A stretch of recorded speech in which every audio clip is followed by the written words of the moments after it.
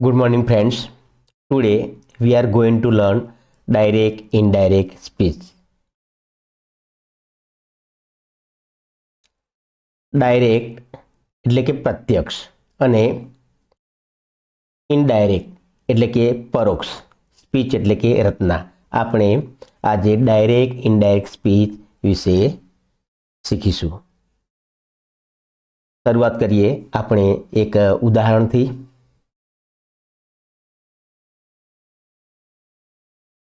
Sejal said to Bharti, "You got a prize last week." અહીં વાક્યમાં બોલનાર છે સેજલ, બોલનાર છે અને સાંભળનાર છે ભારતી. તો સેજલ અને ભારતી આ બે વ્યક્તિ વચ્ચેની અહીં સ્પીચ છે અને જે બોલાયેલા શબ્દો છે you got a prize last week તેને આપણે અવતરણ ચિહ્નમાં મૂક્યું છે. હવે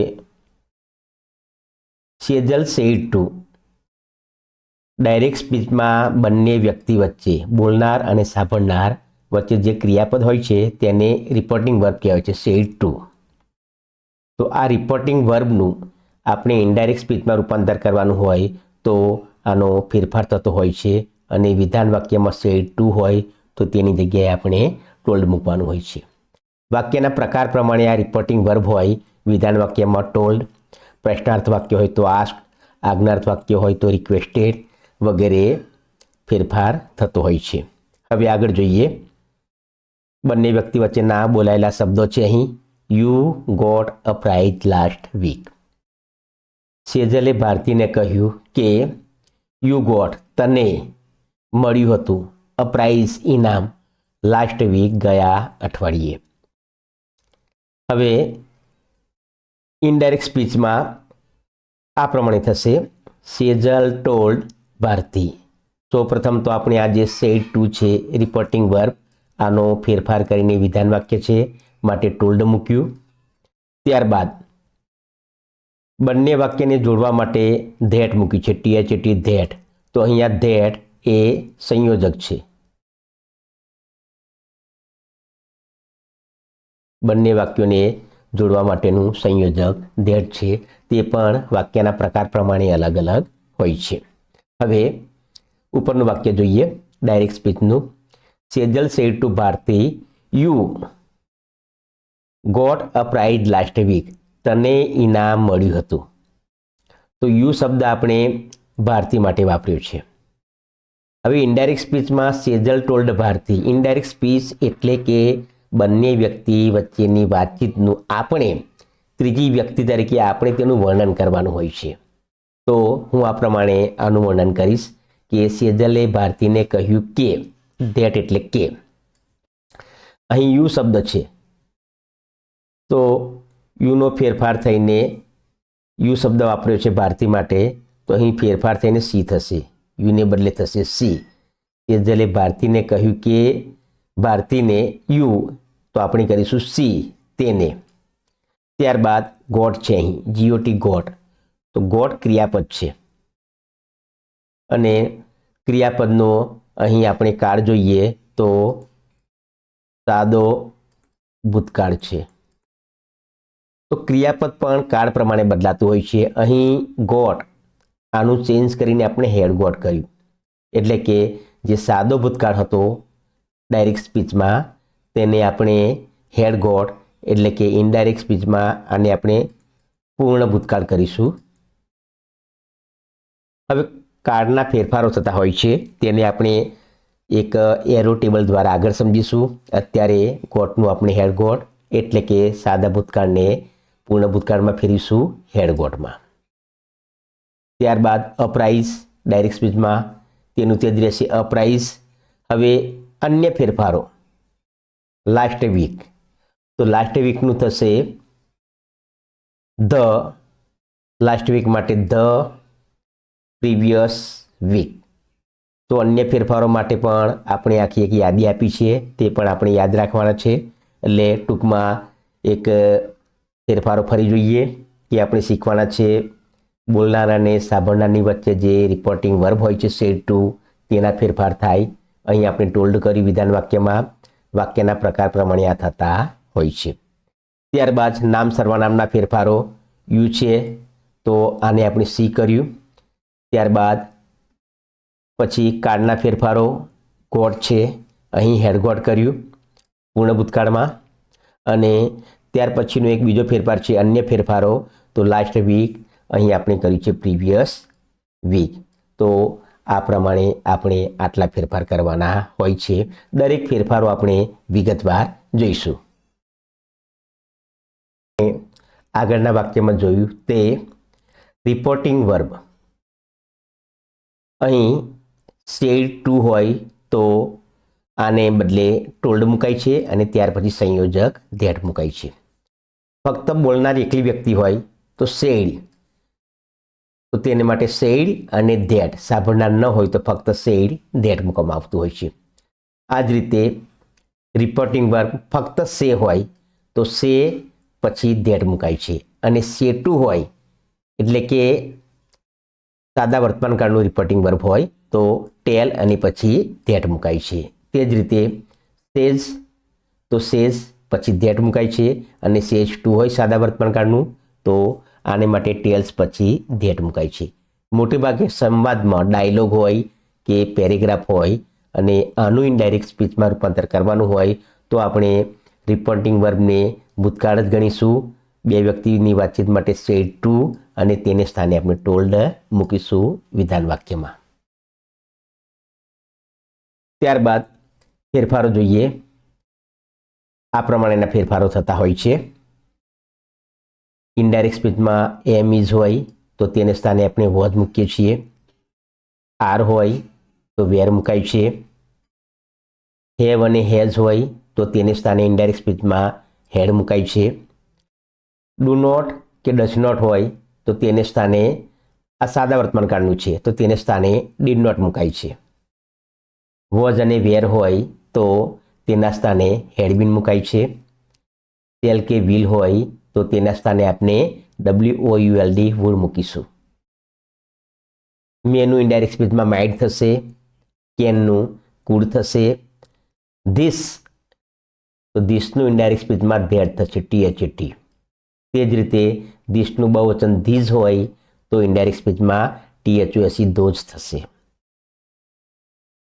હિયર હોય HERE તો હિયરનું THERE ધેર થશે. NOW નાવ હોય તો THEN નાવ એટલે હમણાં, ધેન એટલે પછી, એ પ્રમાણે થશે. ડાયરેક્ટ સ્પીચમાં ટુડે હોય તો તેનું ઇનડાયરેક્ટ સ્પીચમાં ધેટ ડે થશે.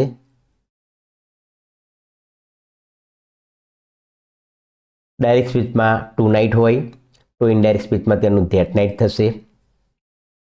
અને યસ્ટરડે હોય તો તેનું ઇનડાયરેક્ટ સ્પીચમાં ધ પ્રીવિયસ ડે અથવા ધ ડે બિફોર થશે. તે જ રીતે ધ ડે બિફોર યસ્ટરડે હોય, ગઈકાલની અગાઉનો દિવસ, તો 2 days એગો થશે. અને લાસ્ટ વીક હોય તો આનું થશે ધ પ્રીવિયસ વીક. અને ટુમોરો હોય તો આનું થશે ધ નેક્સ્ટ ડે અથવા ધ ફોલોઈંગ ડે. બીજા ફેરફારો છે. ધ નેક્સ્ટ ડે હોય તો આનું થશે ધ ફોલોઈંગ ડે. નેક્સ્ટ વીકનું થશે ધ ફોલોઈંગ વીક. એજીઓ એગો આનું થશે બિફોર. અને સોનું થશે ધસ. તે જ રીતે કમનું થશે ગો. તો આ રીતે આટલા ફેરફારો આપણે યાદ રાખવા પડશે. અને આ પ્રમાણે ડાયરેક્ટ સ્પીચમાં આ શબ્દ હોય તો તેનો ફેરફાર થઈને તે પ્રમાણે થશે. હવે ડાયરેક્ટ સ્પીચમાંથી ઇનડાયરેક્ટ સ્પીચમાં રૂપાંતર કરતી વખતે જે સૌથી કઠિન ફેરફારો છે તે છે કાળના ફેરફારો. મિત્રો, આપણે કાળના ફેરફારોને એક ટેન્સના ટેબલ દ્વારા યાદ રાખીશું. આ માટે આપણને ટેન્સ આવડવા જરૂરી છે અને આ ટેબલ દ્વારા આપને કાળની પ્રેક્ટિસ પણ થઈ જશે. હવે જુઓ, અહીં ટેન્સનું એક ટેબલ આપેલું છે. ટેન્સનો જે કાળ છે, કાળનું જે ખાનું છે, જે ખાનામાંથી એરો શરૂ થાય છે અને જે કાળમાંથી જે કાળમાં એરો પૂરું થાય છે તે પ્રમાણે કાળનો ફેરફાર થતો હોય છે. ધારો કે અહીં કાળ છે સાદો વર્તમાનકાળ. સાદા વર્તમાનકાળમાં ક્રિયાપદ આવતું હોય છે મૂળરૂપ ક્રિયાપદનું ગો અથવા ગોઝ હોય. તો ઇનડાયરેક્ટ સ્પીચમાં સાદા વર્તમાનકાળનું રૂપ હોય તો તે ઇનડાયરેક્ટ સ્પીચમાં સાદો ભૂતકાળ બની જાય છે, સાદો ભૂતકાળ. તો ગો કે ગોઝ હોય કોઈ પણ જગ્યાએ તો આનું થશે વેન્ટ. જો અમે એરો આપ્યો છે બરાબર, એરો બરાબર આપણે યાદ રાખીશું કે સાદો વર્તમાનકાળ બદલાઈને થાય છે સાદો ભૂતકાળ. હવે બીજો એક ટેન્સનો ફેરફાર કાળનો કે ચાલુ વર્તમાનકાળ. ટેન્સમાં ચાલુ વર્તમાનકાળમાં ઇઝ, એમ, આર અને તેની સાથે આઈએનજી વાળું રૂપ હોય છે. અહીં ગોઈંગ છે, ઇઝ, એમ, આર, ગોઈંગ. જો ડાયરેક્ટ સ્પીચમાં ચાલુ વર્તમાનકાળ હોય તો ઇનડાયરેક્ટ સ્પીચમાં તે બદલાઈને થશે ચાલુ ભૂતકાળ. અને ચાલુ ભૂતકાળમાં ક્રિયાપદનું રૂપ આ પ્રમાણે હોય છે વેઝ, વેર, ગોઈંગ, આઈએનજી વાળું ક્રિયાપદ. ચાલુ વર્તમાનકાળમાં ઇઝ, એમ, આર અને આઈએનજી વાળું હોય છે. તે જ પ્રમાણે ચાલુ ભૂતકાળમાં વોઝ, વેર અને આઈએનજી વાળું રૂપ હોય છે. એટલે કે જો એરો છે આ પ્રમાણે કે ચાલુ વર્તમાનકાળ થશે ચાલુ ભૂતકાળ, આ એરો છે બરાબર. ચાલુ વર્તમાનકાળનું થશે ચાલુ ભૂતકાળ. હવે ત્રીજો ટેન્સનો ફેરફાર જોઈએ, તે છે પૂર્ણ વર્તમાનકાળ. પૂર્ણ વર્તમાનકાળ. પૂર્ણ વર્તમાનકાળમાં હેવ અને હેઝ ની સાથે ગોન હોય છે, એટલે કે ભૂત કૃદંત હોય છે. ક્રિયાપદના 3 પ્રકારના રૂપ હોય છે કે એ પણ આપણે યાદ રાખીશું. ધારો કે અહીં છે આપણી પાસે ગો મૂળરૂપ, બીજા નંબરનું રૂપ છે વેન્ટ ક્રિયાપદનું ભૂતકાળનું રૂપ, અને ત્રીજું છે ગોન ભૂતકૃદંત. આ મૂળરૂપ છે, આ ભૂતકાળ છે અને આ ભૂતકૃદંત. આ રીતે 3 પ્રકારના રૂપો પણ આપણે યાદ રાખવાના હોય છે. હવે પૂર્ણ વર્તમાનકાળ. તો પૂર્ણ વર્તમાનકાળની અંદર હે વેદની સાથે ત્રીજા નંબરનું રૂપ હોય છે ગોન ભૂતકૃદંત. તો આ પૂર્ણ વર્તમાનકાળ ડાયરેક્ટ સ્પીચમાંથી બદલાઈને ઇનડાયરેક્ટ સ્પીચમાં થશે પૂર્ણ ભૂતકાળ. પૂર્ણ ભૂતકાળ માટે રૂપ છે ક્રિયાપદનું હેડ અને ભૂતકૃદંત, હેડ ગોન. તો આ પ્રમાણે એરો છે આપણું કે પૂર્ણ વર્તમાનકાળ બદલાઈને થશે પૂર્ણ ભૂતકાળ. ત્રીજો એક પછીનો ટેન્સ જોઈએ કે ચાલુ પૂર્ણ વર્તમાનકાળ. આ ટેન્સમાં હેવ અને હેઝ આની સાથે બીન હોય અને પછી આઈએનજી વાળું રૂપ હોય છે. અહીં ગોઈંગ છે, હેવ, હેઝ, બીન, ગોઈંગ.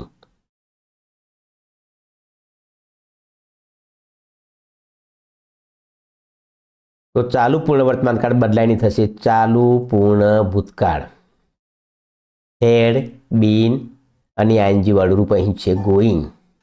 તો આ પ્રમાણે ચાલુ પૂર્ણ વર્તમાનકાળ બદલાઈને થશે ચાલુ પૂર્ણ ભૂતકાળ. આ રીતે 3 એરો આડા છે, સાદો વર્તમાન, સાદો ભૂતકાળ, ચાલુ વર્તમાનકાળ, ચાલુ ભૂતકાળ, પૂર્ણ વર્તમાનકાળ, પૂર્ણ ભૂતકાળ અને ચાલુ પૂર્ણ વર્તમાનકાળ, ચાલુ પૂર્ણ ભૂતકાળ થશે. હવે બીજો એક ટેન્સનો ફેરફાર સાદો ભવિષ્યકાળ. આને માટે શેલ વિલ સાથે ક્રિયાપદનું મૂળ રૂપ હોય છે ગો, શેલ વિલ, ગો અહીં છે. તો આ બદલાઈને તમારે થશે શેલ વિલને સ્થાને વુડ, WOULD અને ક્રિયાપદનું મૂળ રૂપ.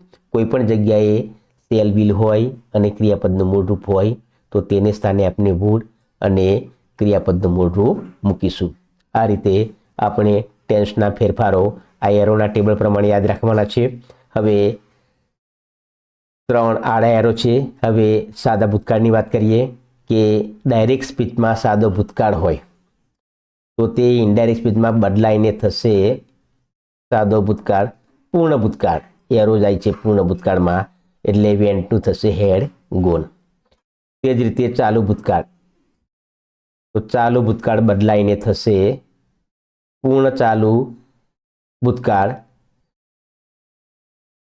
વોઝ, વેર, ગોઈંગ હોય તો આનું હેડ બીન ગોઈંગ થશે.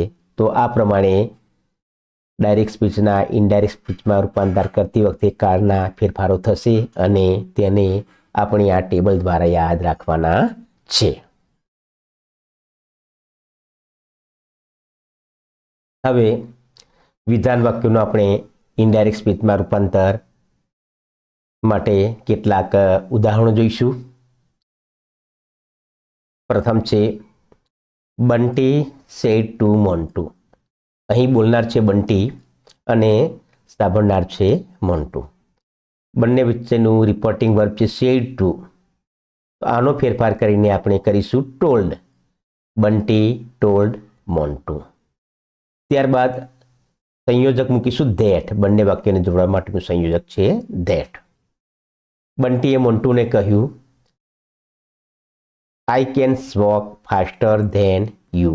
હું તારા કરતાં વધારે ઝડપથી ચાલી શકું છું. હવે આપણે આનું ઇનડાયરેક્ટ સ્પીચ કરીએ. બંટી ટોલ્ડ મોન્ટુ, ત્યાર પછી સંયોજક છે ધેટ. હવે આઈ, બંટીએ મોન્ટુને કહ્યું કે હું તારા કરતાં, હું અને યુ તારા કરતાં ઝડપથી ચાલી શકું છું. તો આનો આપણે ફેરફાર કરીને આઈ શબ્દ બંટી માટે વપરાયો છે. આપણે ઇનડાયરેક્ટ સ્પીચ કરવાનું છે એટલે આપણે બંટીને તે કહીશું. આઈનું થશે હી, કે તે ચાલી શકે છે તેના કરતાં. આઈનું થશે હી. ત્યારબાદ ફેરફાર છે કેન. કેનનું થશે કુડ. વોક ફાસ્ટર ધેન અને યુનું થશે હી, કે તે તેના કરતાં વધારે ઝડપથી ચાલી શકે છે. બીજું વાક્ય જોઈએ. રમેશ સેડ ટુ હિમ.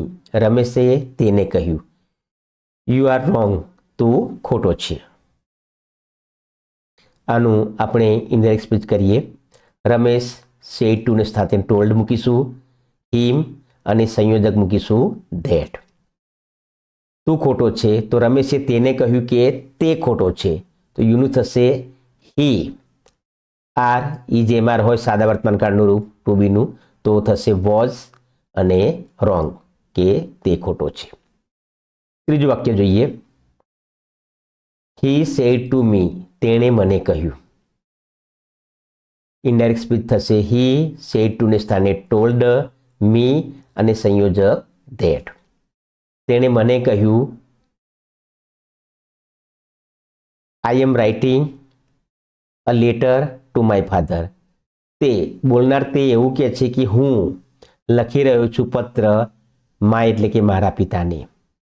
આપણે ઇનડાયરેક્ટ સ્પીચ આપણે કરવાનું છે માટે આપણે આઈને સ્થાને હી મૂકીશું કે તે તેના પિતાને. આઈનું તે હી. માય મારા પિતાને, તો આપણે કહીશું કે તેના પિતાને. તે તેના પિતાને પત્ર લખી રહ્યો છે. તો આ પ્રમાણે થશે ઇનડાયરેક્ટ કે હી ટોલ્ડ મી ધેટ. આઈનું થશે હી એમ રાઇટિંગ. આપણે આગળ ટેબલમાં જોયું, એરો ટેબલમાં, કે ચાલુ વર્તમાનકાળ છે તે થશે ચાલુ ભૂતકાળ એમ રાઇટિંગ. તો આપણે ચાલુ ભૂતકાળમાં કરીશું was writing a letter to my father. મારા પિતાને આપણે કહીશું કે તે મને કહે છે કે તે તેના પિતાને લેટર લખી રહ્યો છે. તો માયનું કરીશું હિઝ ફાધર.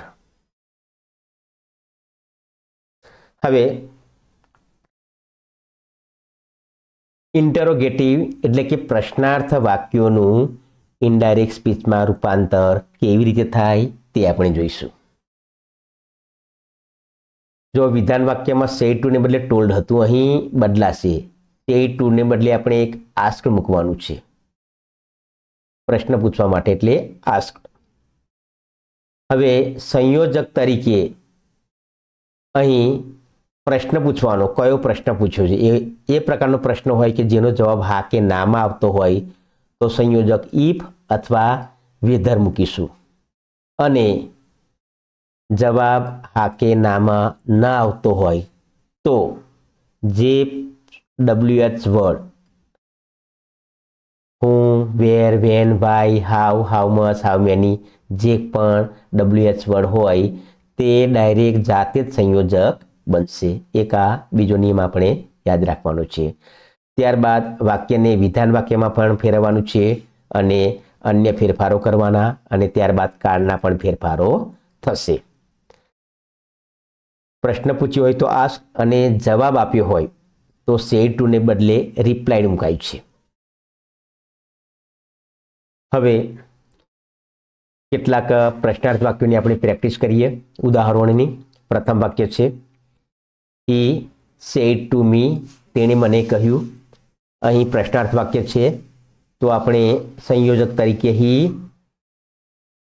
આસ્ક મી, હી આસ્ક્ડ મી. સંયોજક પ્રશ્નાર્થ વાક્યમાં જવાબ હા કે નામાં આવે માટે ઇફ થશે. હવે જોઈએ પ્રશ્ન શું પૂછ્યો. તેણે મને પૂછ્યું ડુ યુ સ્પીક ઇંગ્લિશ, તમે ઇંગ્લિશ બોલો છો? તો જવાબ હા કે નામ આવી શકે માટે આપણે અહીં સંયોજક ઇફ મૂક્યું છે. Do you speak English. પ્રશ્નાર્થ વાક્યનું આપણે વિધાન વાક્યમાં રૂપાંતર કરવાનું હોય છે. તો યુ છે આ પ્રમાણે થશે કે ફક્ત ડુ પ્રશ્ન પૂછવા માટે સહાયકારક ક્રિયાપદ વપરાયું છે. ફક્ત વિધાન વાક્ય યુ સ્પીક ઇંગ્લિશ આ પ્રમાણે થશે. હવે તેણે મને પૂછ્યું, ઇનડાયરેક્ટ મારે કરવાનું છે એટલે તેણે મને પૂછ્યું કે યુ સ્પીક ઇંગ્લિશ. તો યુ માટે મારા માટે હું આઈ શબ્દ વાપરીશ કે આઈ. તેણે મને પૂછ્યું કે હું અંગ્રેજી બોલું છું. તો આઈ, યુને બદલે હું આપણે ફેરફાર કરીશું આઈ. સ્પીક છે સાદો વર્તમાનકાળ તો થશે સાદો ભૂતકાળ સ્પોક અને ઇંગ્લિશ પૂર્ણ વિરામ. અવતરણ ચિહ્ન આપણે દૂર કરીશું. ડાયરેક્ટ સ્પીચમાં અવતરણ ચિહ્ન હોય છે, ઇનડાયરેક્ટ સ્પીચમાં અવતરણ ચિહ્નને આપણે દૂર કરવાના હોય છે. જે બોલાયેલા શબ્દ હોય છે તે અવતરણ ચિહ્નમાં મૂકેલા હોય છે, તેને આપણે દૂર કરવાના હોય છે ઇનડાયરેક્ટ સ્પીચમાં. હવે બીજું વાક્ય જોઈએ. The teacher said to the student, શિક્ષકે વિદ્યાર્થીને કહ્યું. ઇનડાયરેક્ટ સ્પીચમાં ધ ટીચર આસ્ક, પ્રશ્નાર્થ વાક્ય છે માટે આસ્ક મૂક્યું ધ સ્ટુડન્ટ. હવે પ્રશ્નાર્થ વાક્યમાં પ્રશ્ન શું છે? વેર ઇઝ યોર બુક, તારું પુસ્તક ક્યાં છે? જવાબ હા કે નામાં આવતો નથી માટે વેર શબ્દ WH વર્ડ જાતે સંયોજક બનશે. The teacher ask the student સંયોજક વેર. હવે જોઈએ ઇઝ યોર બુક. તો આ પ્રશ્ન વાક્યનું આપણે વિધાન વાક્ય આ પ્રમાણે કરીશું કે યોર બુક ઇઝ. હવે આનો ફેરફાર કરીશું. યોર બુક છે તો યોરને સ્થાને આપણે હીઝ કરીશું. His book. ઇઝ છે તો ઇઝનું આપણે કરીશું વોઝ. સાદો વર્તમાનકાળ સાદો ભૂતકાળ ટુ બીનું રૂપ વોઝ છે માટે. ત્રીજું વાક્ય જોઈએ. The nurse said to girl, નર્સે છોકરીને કહ્યું. ધ નર્સ, અહીં આપણે સંયોજક મૂકીશું આસ્ક ગર્લ, સંયોજક મૂકીશું if. Do you like chocolates, વિધાન વાક્ય આ પ્રમાણે થશે યુ લાઇક ચોકલેટ્સ તો યુનું આપણે કરીશું સી. નર્સે છોકરીને પૂછ્યું કે તને ચોકલેટ ભાવે છે, ગમે છે, તો યુનું આપણે કરીશું સી. અને લાઇક છે સાદો વર્તમાનકાળ બનશે સાદો ભૂતકાળ લાઇક અને ચોકલેટ્સ. હવે વિદ્યાર્થી મિત્રો આ પ્રમાણે આપણે ફેરફારો જોયા. હવે ત્યારબાદ આગળ આજ્ઞાર્થ વાક્યોનું ઇનડાયરેક્ટ સ્પીચમાં રૂપાંતર કરવાનું. આના પણ ફેરફારોના રૂલ્સ જુદા છે. ત્યાર પછી આવશે ઉદ્ગાર વાક્યોનું ઇનડાયરેક્ટ સ્પીચમાં રૂપાંતર અને ત્યારબાદ આપણે કન્વર્સેશન એટલે કે વાતચીતનો ફકરો હોય તેને ઇનડાયરેક્ટ સ્પીચમાં રૂપાંતર કરવાનું છે અને કોઈ ડાયલોગ હોય સંવાદ તો આનું પણ ઇનડાયરેક્ટ સ્પીચમાં રૂપાંતર કરવાનું છે. તો તેના માટે આપણે ફરીથી મળીશું નેક્સ્ટ વિડીયોમાં. વિડીયોનું નામ હશે 9-10 direct indirect speech part 2. Thank you for watching this video.